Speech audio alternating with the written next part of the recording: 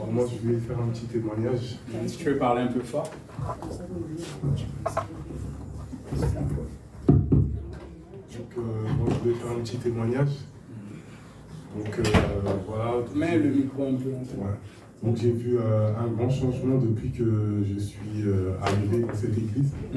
Donc, avant de venir dans cette église, déjà dès l'âge de mes 10 ans, je subissais beaucoup d'attaques. Donc, la paralysie du sommeil. Voilà. Et de fortes oppressions, les couches de nuit aussi. Et un jour sur deux, des fois un jour sur 3, des fois c'était même tous les jours. Et donc voilà, j'ai commencé à tomber en dépression. Après j'ai commencé à faire me tourner vers la tradition parce que je pensais que ça allait m'aider. Voilà, mais à chaque fois que je me tournais vers la tradition, en fait, ma situation s'aggravait de plus en plus. Pour les autres, ça marchait, mais pour moi, ça ne marchait jamais. Donc là, par la suite, j'ai commencé à tourner en rond, j'ai pas trouvé de solution.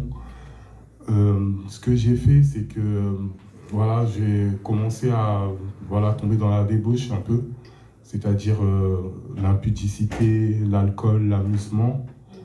Mais ça aussi, en cherchant du réconfort dedans, on ne trouve pas aussi de solution.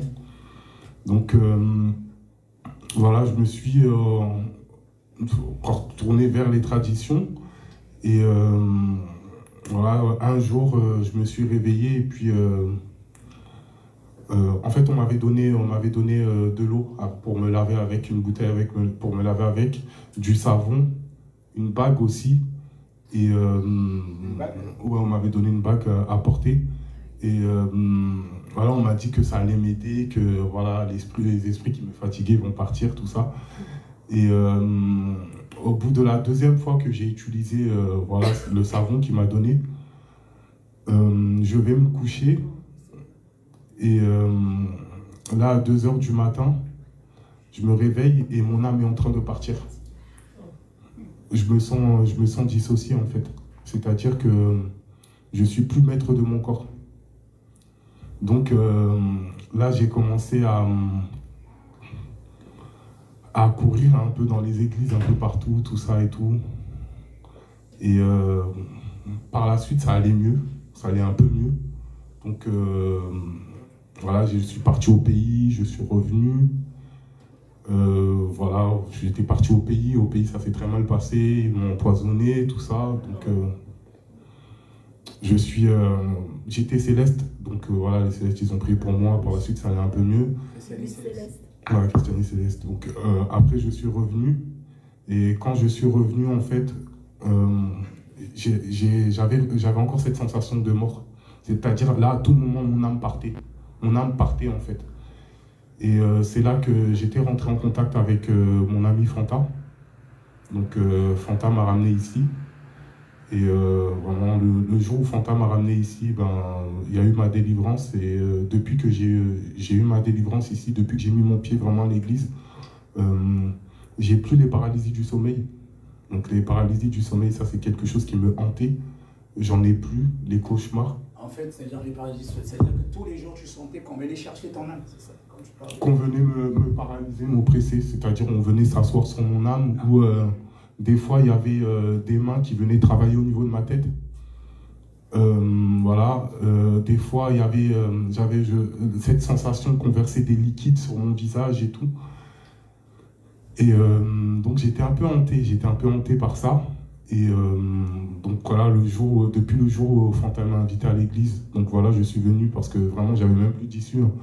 Et je pensais même pas que en venant ici, ma situation allait changer.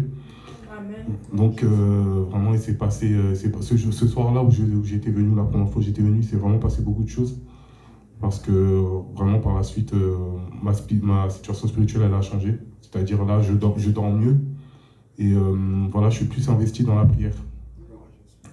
Donc je remercie Dieu, je remercie le Seigneur Jésus, et parce qu'il m'a montré que vraiment que quand ma place elle est à côté de lui, là où on ira, en fait, ça sera que échec, en fait.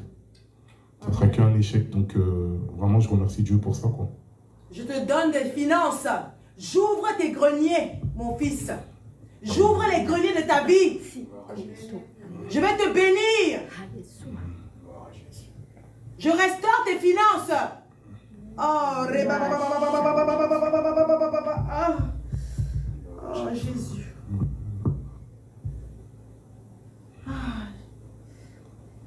Donc voilà, je remercie Dieu parce qu'il a permis que je sois encore en vie. Parce que le plan de l'ennemi, c'était vraiment que je sois parti, que je puisse partir dans le péché. Vous avez déjà programmé ton mort, en fait. Ouais, Le jour que tu venais, à la prière, tu mourrais ce jour. Vous avez programmé ta mort. Et en plus, c'était pas fini. Et on a continué à prier. Mais il voulait encore, en fait, c'était même prévu que tu meurs après. Et là, tout ça, ça a été dévoilé encore pendant les prières de délivrance. Voilà, quels que soient les pactes qu'ils ont signés dans ma famille, parce que vraiment il y avait beaucoup de pactes qui ont été signés, mais Dieu m'a restauré. Amen. Dieu m'a restauré.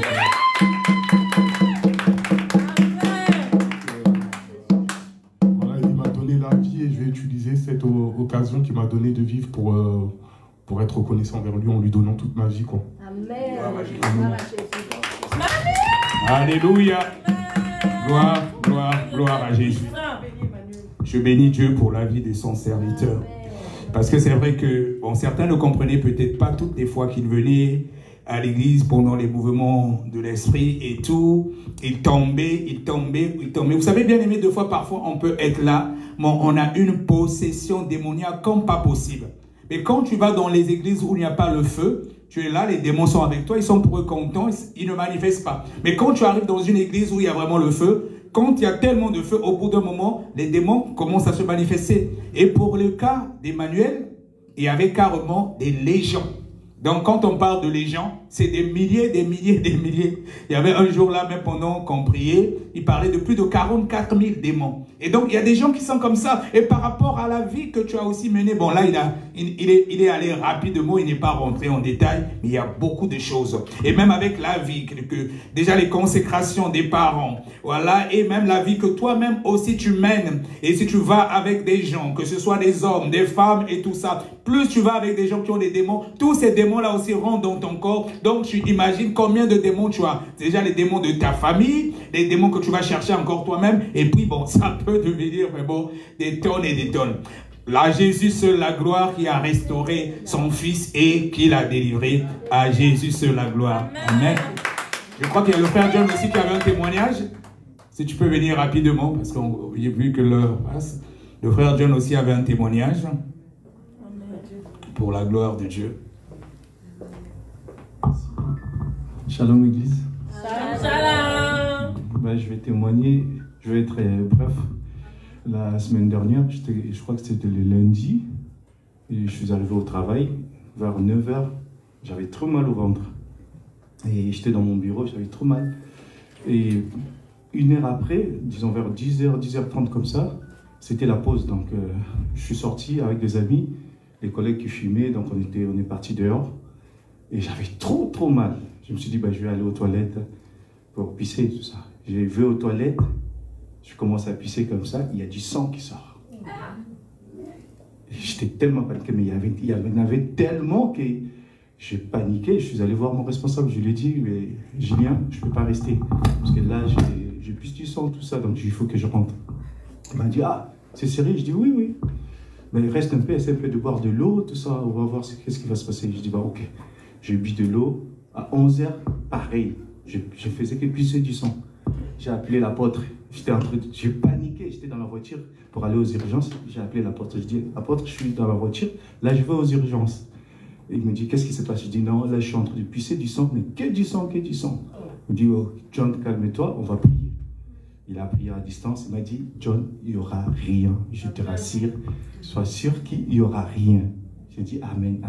Je suis allé aux urgences, ils m'ont réussi, tout ça. Et le médecin, quand il a vu mon cas, il a dit, non, il faut que tu passes directement faire l'IRM. Donc c'est ça, parce que je me suis dit, il faudrait que je ramène le preuve à l'appui. Amen. C'est Rachel? Gloire à Jésus. S'il te plaît, tu peux m'aider à lire. Et vite, juste donner ma date de naissance. Donc, tu lis juste le nom et tu dis rapidement. Donc, Monsieur Kachama Muchipai John. Ok. Alors, scanner abdominopelvien. Indication hématurie.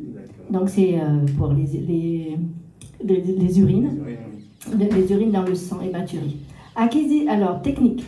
Acquisition hélicoïdale centrée sur l'abdomen et le pelvis avec injection de produits de contraste. Un CD ou ROM a été fourni avec les clichés film. Résultat.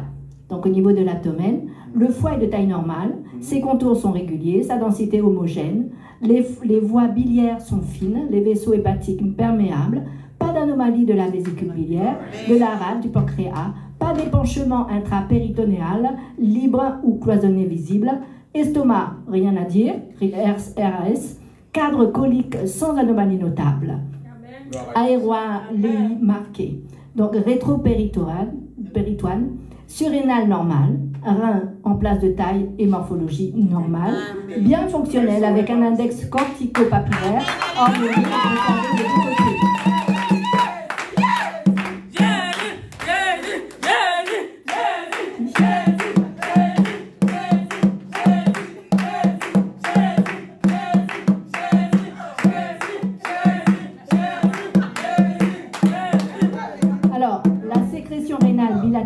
Et synchrone dessine des cavités excrétrices fines et perméables, sans obstacle de nature lithiasique ou autre. Pas de ganglion profond pathologique visible. Au niveau du pelvis, appendice fin et pneumatisé, présacré. Pas de diverticule du côlon sigmoïde. Pas d'anomalie TDM, vésico-prostatique. Pas d'épanchement de Douglas. Conclusion. Scanner abdominopelvien normal, en particulier, pas d'anomalie de l'appareil urinaire. Amen.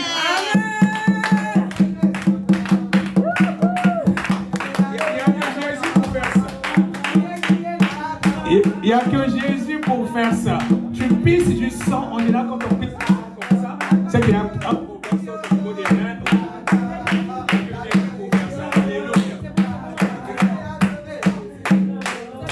Gloire à Jésus, gloire à Jésus. Amen. Est-ce qu'on peut acclamer encore très très fort pour Jésus?